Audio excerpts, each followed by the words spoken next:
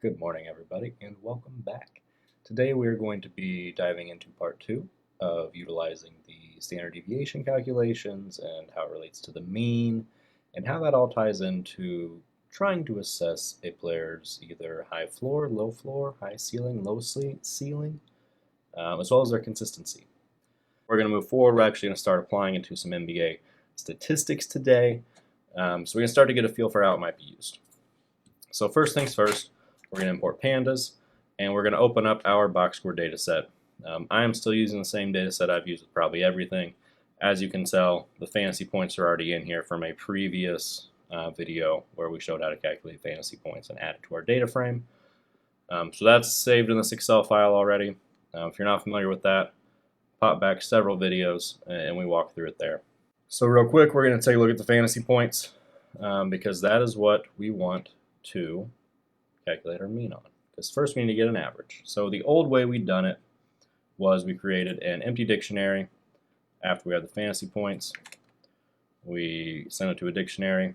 We create a new column in our data frame, season av old, and I just make it the player name because remember the replace function in pandas. We're going to be able to replace the value of our dictionary with the value in our data frame that matches the key. So by duplicating our player column, we're just going to be able to swap over our average. And we'll go ahead and run that. And now we have our season average old.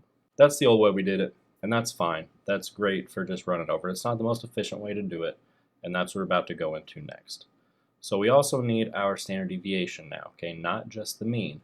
And there's a way that we can get both of them at the same time without having to manually go through this, create a dictionary, pull out the data frame, do our calculation, throw it in the dictionary, create a new column, and swap it out. We don't have to do all of that. So what we're going to do first off, in order to use this function, we're going to need two fields to group the player stats by. So you may notice here this is by player name. And you may be wondering why it's important.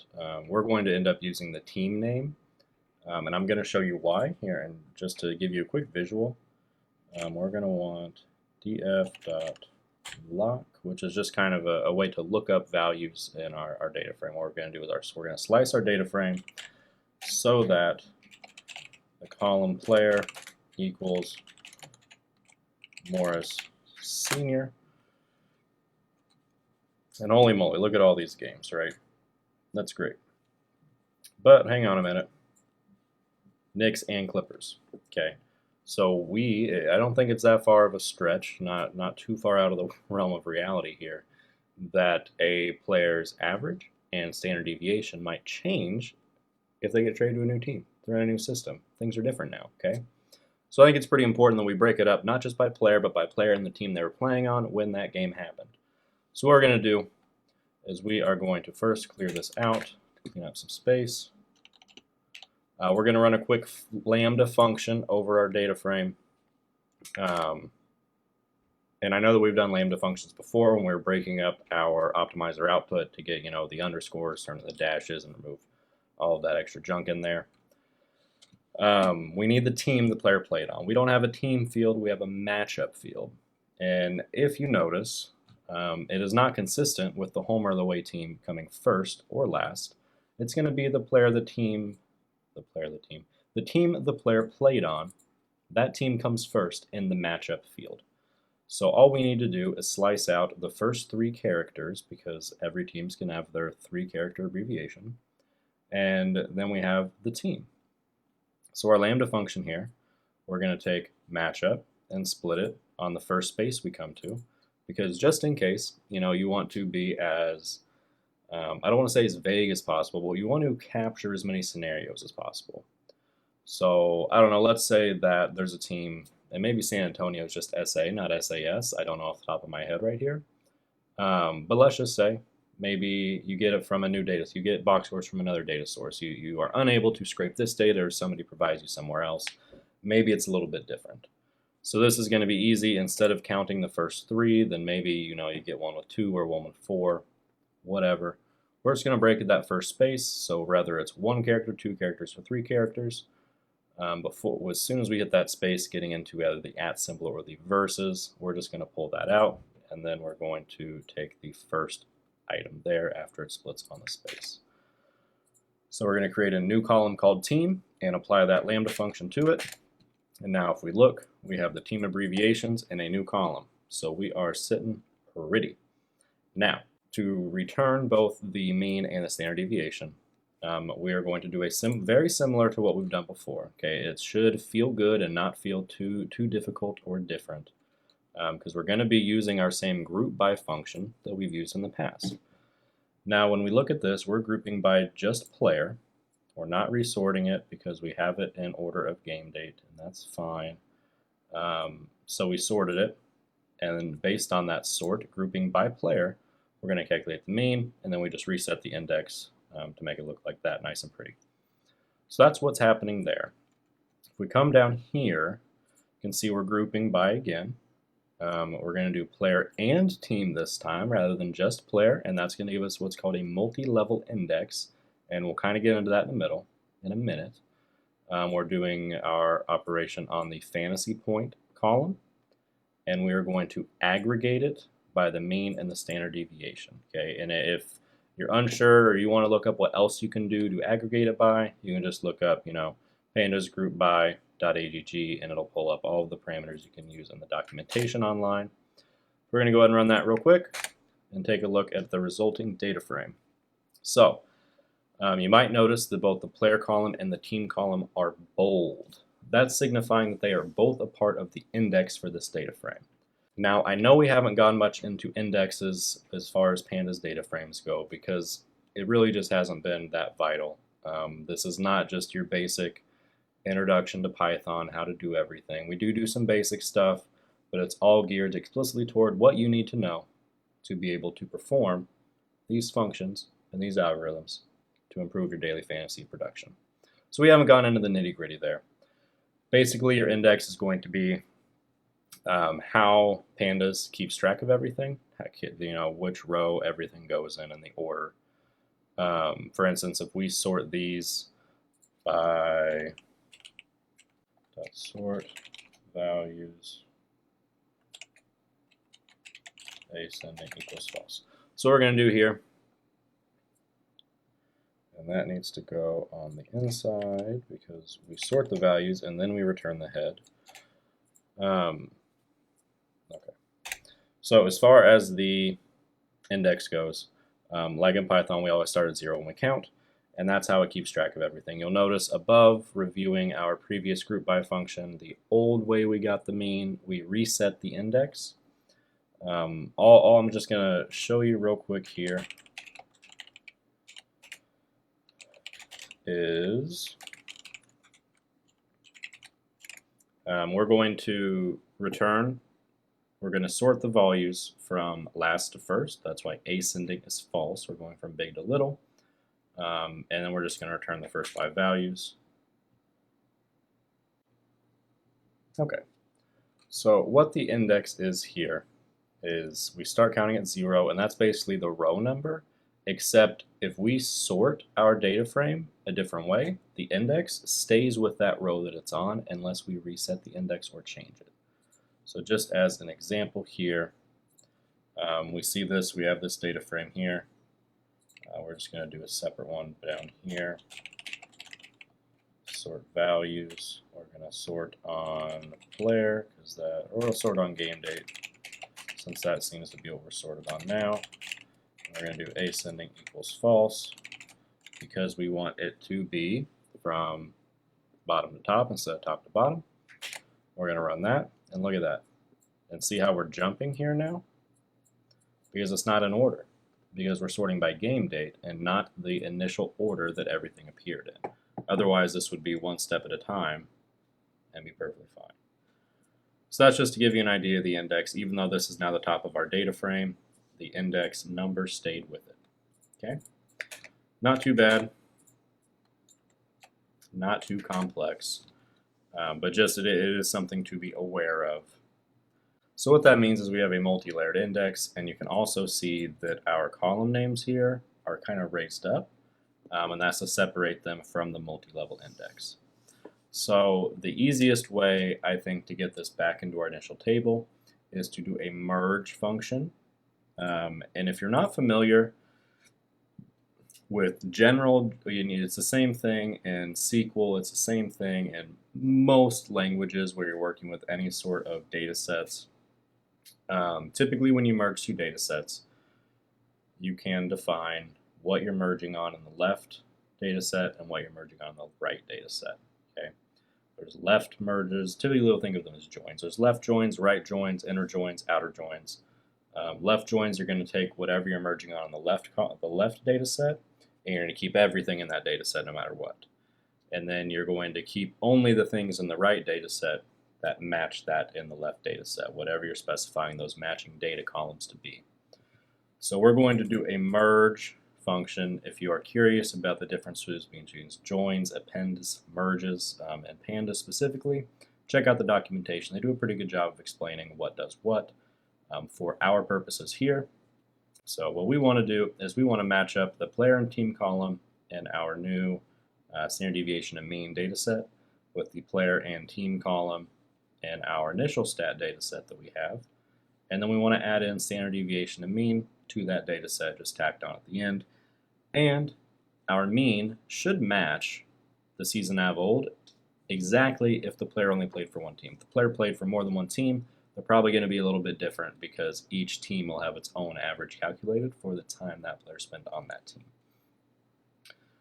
So that's all we're doing here. We're saying our initial data frame is now equal to our initial data frame merged on our df stat table. And we're merging, so our left data set is data frame and our right data set is df stat. So left on player team, right index equals true. And that's basically saying it is true. We are using the index from the right data set rather than specifying a column because that's a multi-level index. So we're using both of those columns now. So we're going to run it. We're going to sort it by game date again, so we're in the same order. And we're going to run our df head. So now we have Anthony Simons, 7667 as a standard deviation. Mean is 149444, and we see our season averages match for every single one of these guys. So they all played every game, presumably, for their respective teams. So now, if we want to do a quick check, let's check in on the Marcus Morris situation. We have player equals Marcus Morris Sr. So now we take a look at Marcus Morris here, and we see all of his Knicks games have the same 10.926 and 29.9 mean. But then if we get down to the Clippers, we see he has a significantly lower standard deviation and a little bit lower mean. And that's going to be because he didn't play very many games on the Clippers by the time I pulled this data set. It looks like he played exactly 2 games. Or 3 games, I'm sorry. Reading is hard because I pulled this data on February 15th of 2020, and it looks like his first game was only on February 9th. So he'd only played a couple games up to that point. And that is an important thing you need to consider too, is what is the completeness of the data you're working with. Because if we don't do any sort of checking and we just take it for what it is, we would see a standard deviation of 2. And we would say, holy cow, Marcus Morris, I know him. He actually plays in pretty much every game. He's got to be the most consistent player in the history of all time. We know that's not true. I was a Celtics fan. I know that's not true, okay? He's an incredibly inconsistent player. But he also went to KU, so we love him, but it is what it is. So now that we have the standard deviation of mean broken out by what team they played for, we're in good standing. Now we're going to go over what's called the z-score. Now, I know I'm throwing a lot of things at you, but the z-score is pretty much what we've just done, all right? Z-score is going to be exactly how many standard deviations away your data point is from the mean. So when we talked about the bell curve, okay, we looked at, within 1 standard deviation plus or minus the mean, within plus minus 2 standard deviations, 3 standard deviations, etc. What the z-score is going to do is tell you exactly how many. If you're 1.476 standard deviations away from the mean, it's going to tell you that. So it can kind of get you a more granular look at how things are going on. So just real quick, we're going to create, because I have written here z-score, it's just fantasy points scored. So for like this game, you take 13.1 minus 14.944444 and divide it by 7.667123. All right. So we're going to define a new column called z, and it is going to be the result of fantasy points minus mean in parentheses to make sure we do that before we divide. Order of operations. Say it will save your butt, and divide it by a standard deviation. Go drop it in, take a look. All right. So we've got minus 0.2, minus 0.56, 0.6, 0.8, and 1.7. LeBron James had a good game. And he sure did. He scored almost 70 against Phoenix. So that can kind of tell you, right off the bat, how good of a game it really was for a player. Because unless you are just, nose in the stats every day, following it incredibly detailed, you probably don't know, their average, maybe 3 to 10 game averages, what pops up on your little FanDuel bubble when you look at recent stats, okay? And I'm the same way. I'm no genius. I don't know everybody's stat results every game. That's insane. So this can tell me that these are pretty average games. We're within one standard deviation. This one is almost identical. 13 points, averages 14.9. Okay, Anthony Simons, very average game. Kudos. They were both below averages for him and CJ McCollum that game. But Kyle Kuzma and LeBron James both had above average games. LeBron much more so, but they both did. So what you can think of, if you go back to our bell curve, and remember that is the incredibly simplified version of a player's distribution of scores, assuming it's completely normal and perfect and everything lines up great with a mean of 0 and standard deviations at 1, 2, 3, 4. Nice whole numbers. Okay, if we look at this z-score, and we start at 0 at our mean, he's going to be at 1.714873. So if we go back and open up our first lesson, and we come look at this. Okay, so 1.714873, LeBron James's game was about right here. Okay? So where does that put him? There was a 14% chance, theoretically, of him scoring a score that well, or a score really in this range. It would be a lower percentage the higher you get if you want to get specific about it. But that's kind of, so it was a good game, not a great game, because if he had been a 2 or above, I would consider that a great game. It was better than average. It was good. Okay, nothing to write home about, but good. So that's going to be the z-score. It's nothing that you want to. It's not your hill to die on, the z-score, but it will help you. It's easier to look at and just see than have to worry about the mean and the standard deviation and kind of look and say, oh, well, it's more than the mean, but how much more than the mean? You don't have to worry about any of that. Look at the z-score. It'll tell you, and now that you know about the bell curve and kind of where these numbers fall in the percentages, it'll give you a better idea of just how good or just how bad of a game it was. And I know it's easy to be a fanboy if you got a favorite team you like. You think that every player is great on your team, and it turns out maybe that what you thought was a terrible game for them ended up being about average. Especially for me being a Celtics fan. For players like Marcus Smart, a lot of games happen. I watched the whole game, and I'm like, Marcus Smart played terrible. That was an awful game for him. And I look at the box score, it's like, actually, that really wasn't that bad of a game. It just seems like it, because he's always the one doing the big crazy things that make no sense and frustrate you to the end of the earth. So, anyways, back on track. Going back to the bell curve again, we are going to use our z-score, and we are going to group things based on where it falls in our little bell curve here. So we have 0 to 1, 1 to 2, 2 to 3, 3 to 4. Okay, so this is going to be 1, negative 1, 2, negative 2, 3, negative 3, 4, negative 4. All right, that's how the buckets we're going to group them into. And to do that is just a simple, you start, we're going to do the absolute value of the z, because we're not necessarily looking at positive or negative at this point. We just want to know how far away from your mean were you. Basically what this is doing is we're breaking into buckets here. and we can go the other way so we can see the worst games within 1 standard deviation. Well, not necessarily the worst. If you had like a -2 or 3, that would be worse. But these are going to be the most average games, right? And the interesting part is if we're going to take a look at and see how many fall in each category to see if those numbers jive. Because remember, we know that theoretically 68% of games should be within 1 standard deviation. 28% of games should be within 1 to 2. 4% should be within 2 to 3. And very, very few, 0.2% should be between 3 and 4.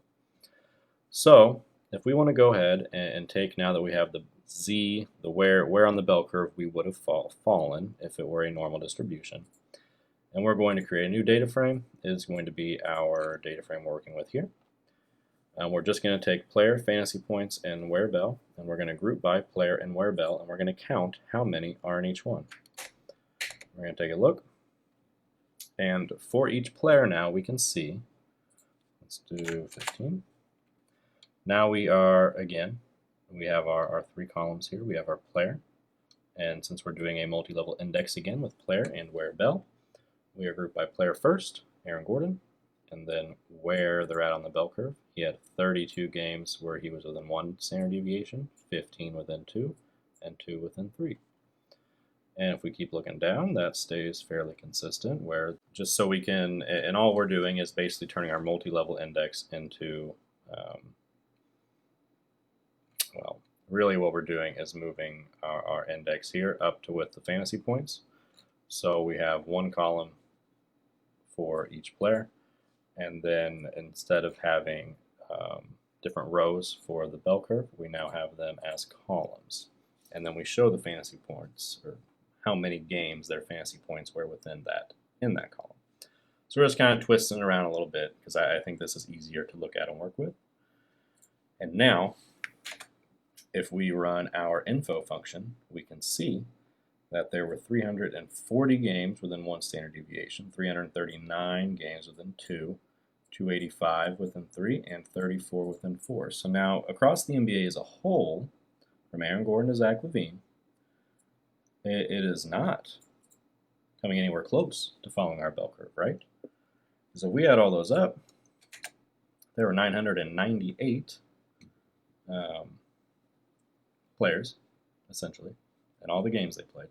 And then if we just want to print out what percentage of the bell curve, or what percentage of the games it was versus what it should have been for the bell curve, and see, we're pretty far off. Between 2 and 3 is really what killed us. And they all came from what theoretically should have been within 1, because what should be 4% is suddenly 28.5%. You gotta remember, there's a lot of outliers in the NBA. Okay, especially with trades going on. So looking at it across the NBA as a whole, it was probably never going to look good. But this is kind of eye-opening, right? Like, we just did a whole gosh darn lesson on the bell curve and how nice it is, and then we use it on our first real set of data, and it comes back kaput, which isn't the end of the world, but it is a reminder to have context with what you're working with. Just like when we tried to run a single predictive algorithm over the entire data set of the NBA, right? It's going to predict for the most average player, because that's what it's built to do.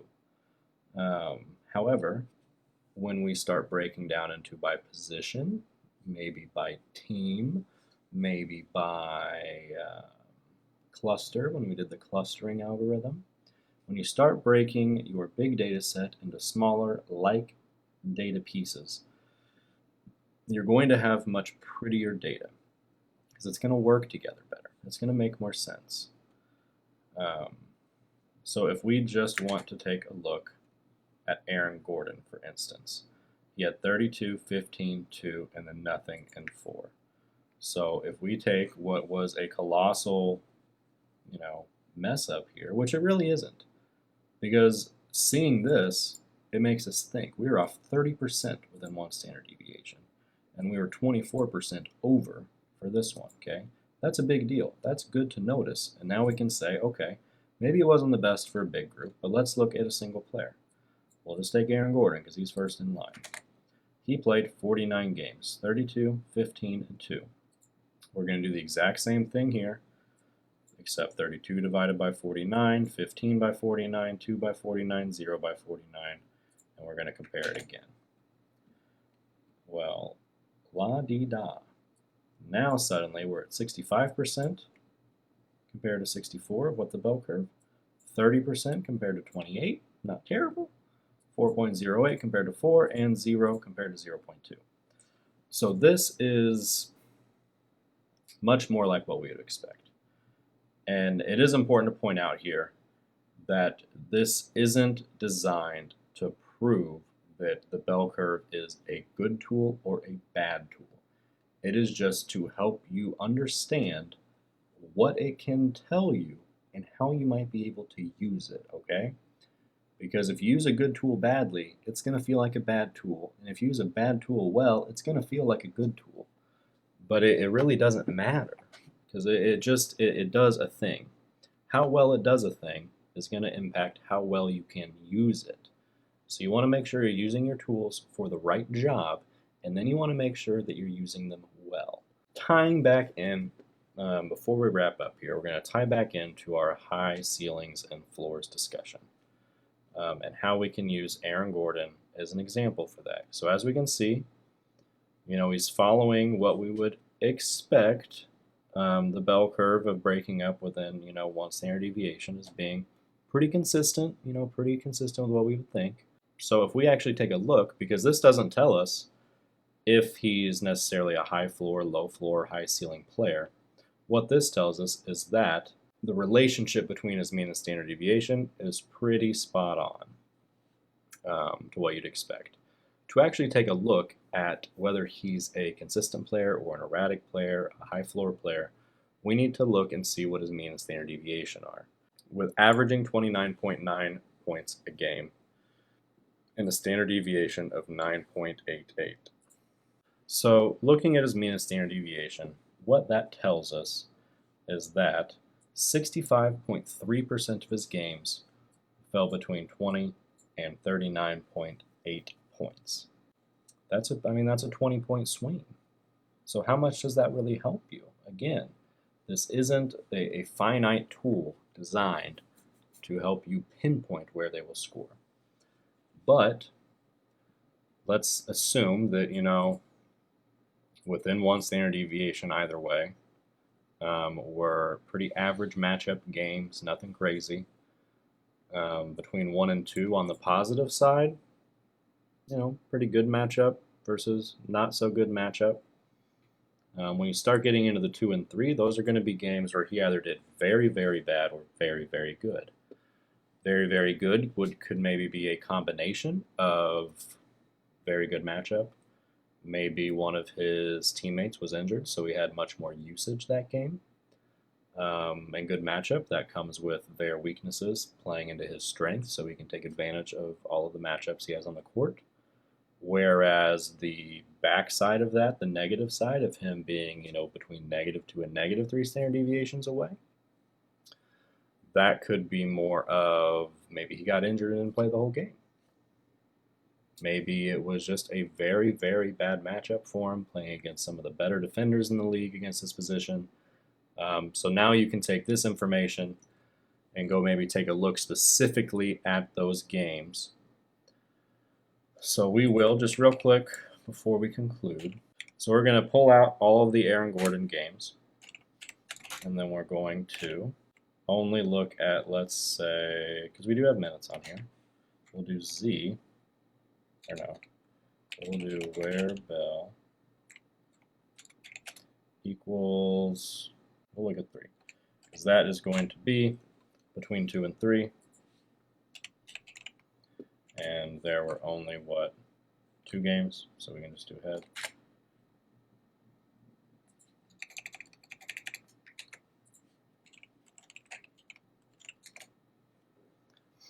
Okay, so there was 1 positive and 1 negative. The positive one, his very good game, came against Detroit. Not a great team. He played 43 minutes, okay, so he's out on the floor a ton. And I would guess that Orlando or Detroit is a decent matchup for him. Without seeing the rest of that game, it's hard to know if maybe someone else was out on his team. And looking at his worst game of the season, or not his worst, actually it might be his worst game of the season. The negative 2.58 Z-score was against Toronto, who's a decent defensive team. Oh, look at that. He only played 12 minutes, okay? So he probably got injured and went out in that game. Only had 2 points, 2 boards, only 4.4 fantasy points. I think it's safe to say that was his worst game of the season. Not only because we know he didn't have any games fall on the next level, but also it's going to be hard to do worse than 4.4.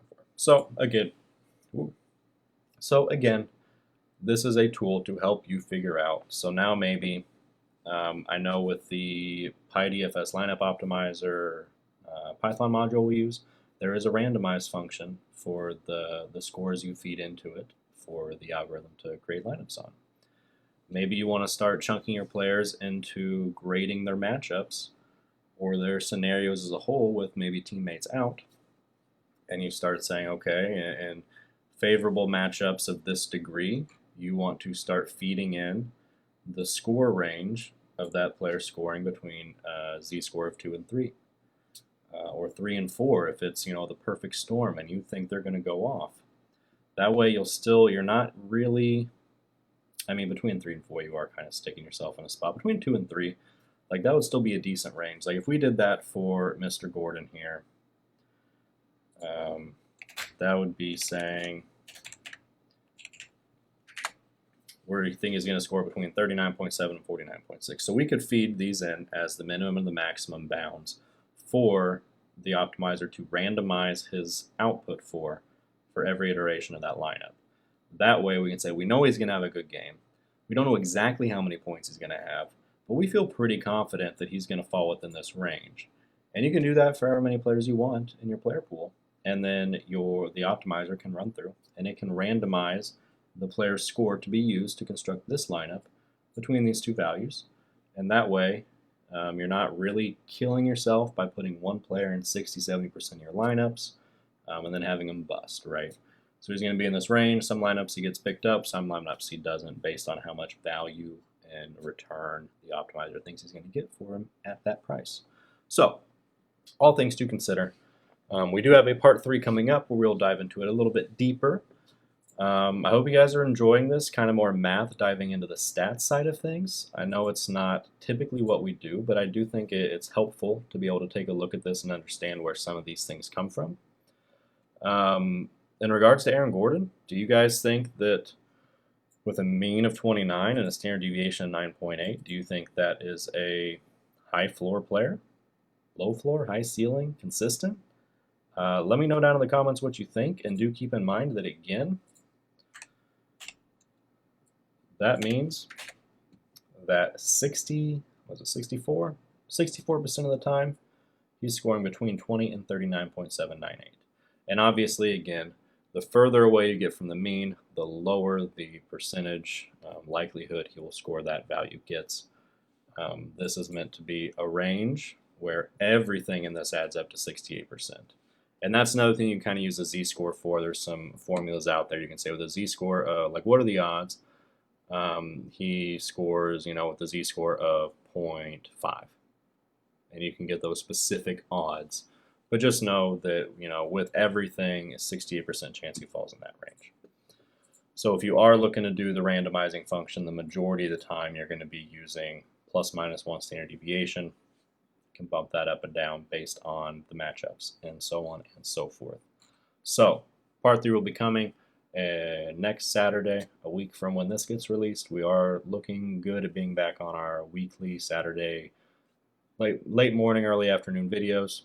Massive thank you to everybody in the Patreon. Again, I honestly don't know if I would have kept up with doing all of this without everyone in there. So anyone who's not in the Patreon that enjoys these videos, you can thank the folks in there.